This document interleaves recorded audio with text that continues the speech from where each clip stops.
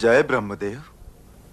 हे सच्चिदानंद, हे सृष्टि पालक, पापी रावण के अत्याचारों से पीड़ित होकर ये पृथ्वी, ऋषि मुनि देवता गंधर्व सब आपकी शरण में आए हैं। इनकी रक्षा कीजिए भगवान, रक्षा कीजिए, रक्षा कीजिए। पृथ्वी पर धर्म और सत्य का नाश हो रहा है प्रभु। पाप की शक्तियां बढ़ रही हैं। राक्षसों का राजा रावण अहंकार के मद में चूर होकर तीनों लोगों को अपने पांव तले रौंदने को तैयार है। देव, दानव, मनुष्य कोई उसका सामना करने की हिम्मत नहीं करता, क्योंकि स्वयं ब्रह्मा और महादेव ने उसे वरदान दिया है कि देव, दानव, नाग, किन्नर, गंधर्व किसी के हाथों से वो मारा नहीं जाएगा। प्रभु, आपकी सृष्टि का भार धारण करना मेरा धर्म है, परंतु जब धर्म की जगह अधर्म का राज होता है तो अधर्म से अनाचार, अनाचार से भ्रष्टाचार और भ्रष्टाचार से अत्याचार की ज्वाला भड़क उठती है। जब अत्याचार इतने बढ़ जाते हैं तो देखिए, पाप की ज्वाला में मेरा शरीर जलने लगता है। प्रभु, मेरी रक्षा कीजिए। पृथ्वी त्राही त्राही कर रही है करुणा निधान। जब वो अभिमानी चलता है तो ऐसा प्रतीत होता है मानो धरती को अपने पैरों तले कुचल रहा हो। असुरों के आतंक से धर्मशील जनता चीत्कार कर रही है। उसके सैनिक लोगों को त्रास दे रहे हैं। राक्षस साधु जनों का खून पी रहे हैं प्रभु। आज अबलाओं की लाज और मानव की मानवता को बचाने वाला कोई नहीं रहा। आज वो अवस्था आ गई है, यदि कोई धर्म और सत्य के रास्ते पर चलने की कोशिश करे तो वो जीवित नहीं रह सकता। आज हर प्राणी पाप और भ्रष्टाचार के रास्ते पर चलने को विवश किया जा रहा है। जब ऐसी अवस्था आ जाए तो सत्य की रक्षा के लिए किसी महान शक्ति का अवतार लेना आवश्यक हो जाता है। सच्चिदानंद। देवादिदेव प्रणाम। हे सर्वेश्वर, आपने जो कर्म का विधान बनाया है उसके अनुसार जो भी श्रम करेगा, परिश्रम करेगा, तपस्या करेगा, उसे शक्ति अवश्य प्राप्त होगी। परंतु कर्म के विधान से ऊपर एक ईश्वरी विधान भी है। जब अधिक शक्ति किसी प्राणी को आतताई बना दे और उस शक्ति का ऐसा दुरुपयोग करने लगे कि लोग त्राही त्राही पुकार उठें, उस समय स्वयं ईश्वरी शक्ति उसका विनाश करने के लिए अवतरित होती है। उसी विधान को निभाना आपका कर्तव्य है प्रभु। धरती पर जब भी कोई जालिम प्राणी मात्र को अपने चरणों में झुकने पर मजबूर कर देता है तो एक सच्चा इंसान उसके सामने झुकने से इनकार कर देता है, क्योंकि उसे विश्वास होता है कि ऊपर कोई शक्ति है जो उसके साथ न्याय करेगी, उसकी रक्षा करेगी। जिस दिन यह विश्वास टूट जाएगा कि अंत में सच्चाई की जीत होती है, उस दिन कोई धर्म के रास्ते पर नहीं चलेगा। समाज बिखर जाएगा।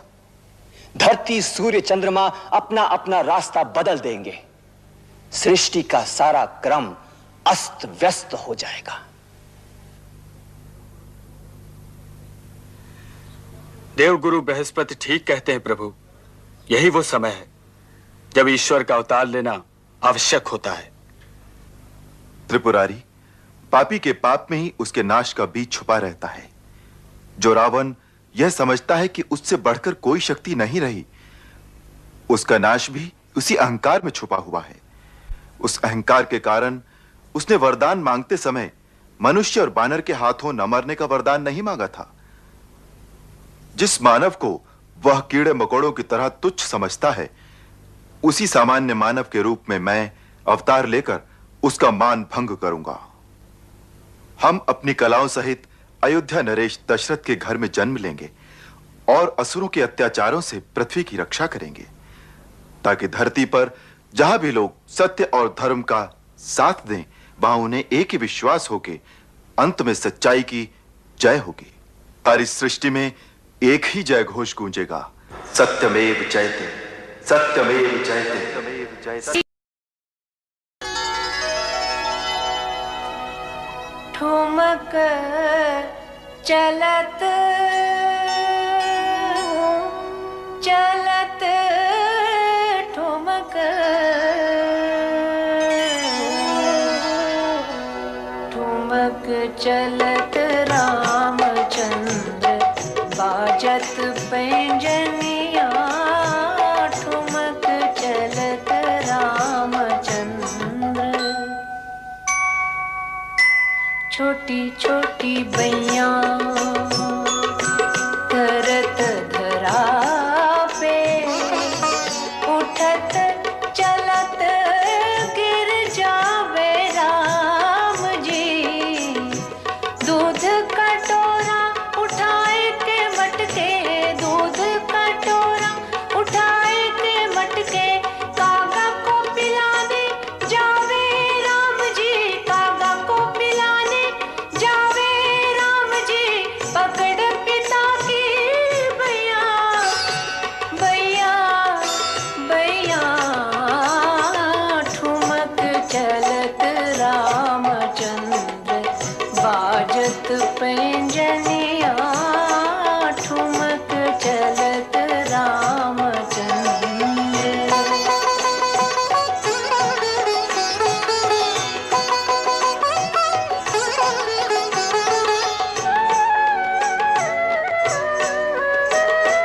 चांदी के हाथी सोने के घोड़े भरे हैं खिलौनों से घर के कोने चांद खिलौना मांगे रघुवर चांद खिलौना मांगे रघुवर भाई नहीं कोई और खिलौने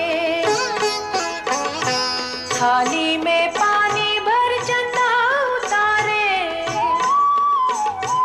थाली में पानी भर चंदा उतारे छप छप खेलत राम सलोने छप छप छप छप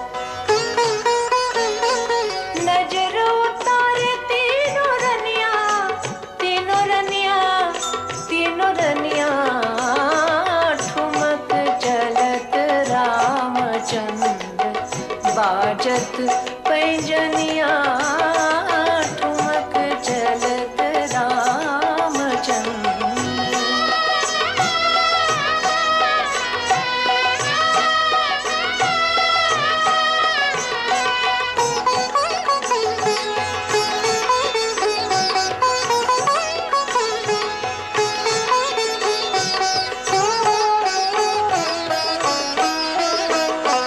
खेले कूदे बाल सखा संग दशरथ पुकारे आवे नाही धूल सने तन लिपटे पिता से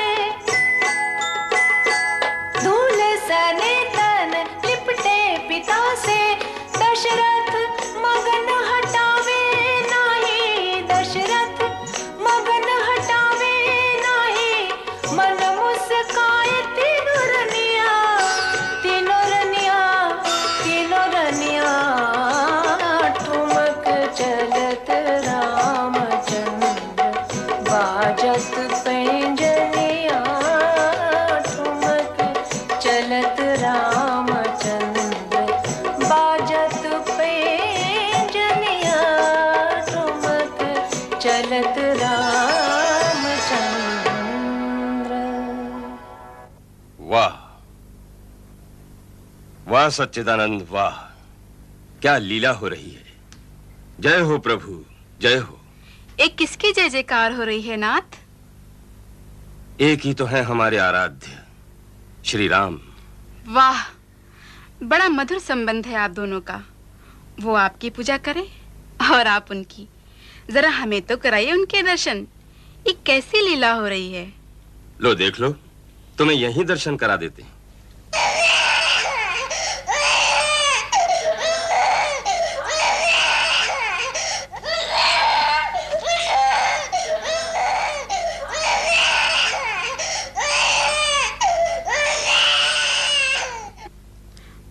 मेरी तो कुछ समझ में नहीं आ रहा है वो क्या देवी स्वयं सच्चिदानंद होते हुए भी एक साधारण बालक की तरह रो रहे हैं बिलख रहे हैं ऐसा क्यों नाथ यही तो एक गूढ़ रहस्य है देवी यदि साधारण इंसान को सत्कर्म और सच्चाई का रास्ता दिखाना हो तो उसके जैसा बनकर ही उसे आदर्श की राह दिखाई जा सकती है इसलिए यह परम आवश्यक है कि भगवान जब भी अवतार लें तो एक साधारण मानव की तरह ही काम करें उसी तरह रोएं, उसी तरह हंसें, आनंद और शोक से प्रभावित हों, और उसी साधारण मानव के रूप में जब वो एक महान कार्य करके दिखाते हैं तो एक साधारण आदमी को भी ये लगता है कि अरे ये कार्य तो मैं भी कर सकता हूं।